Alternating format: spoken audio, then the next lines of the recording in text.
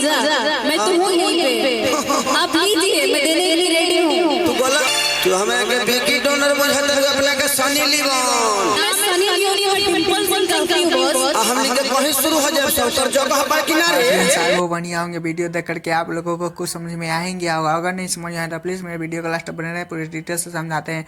आप लोगों को पता ही कि खेसारी भैया डिंपल सिंह स्टेज शो करते समय खेसारी भैया ने डिंपल सिंह को बोल दिए थे गाने में कि यार दीजिए ना मजा। उसके पास भी डिंपल सिंह ने कह दिया था लीजिए ना मजा। उसके बाद कहते थे कि सनी लियोनी जैसे आप लग रहे हैं, बात मुद्दे बोल दिए थे। एक उसी बात पे कुछ लोगों को कहना है कि ऐसा नहीं बोलना चाहिए था बड़े समाज में खेसारी भैया को, लेकिन आप लोगों को पता ही है कि एक समय में डिंपल सिंह और पवन सिंह दोनों विवाद एक दूसरे में बहुत ज़्यादा ही चलता था। खैर ये दोनों का विवाद अभी साइड में करते, अभी ये दोनों साथ हो गए हैं।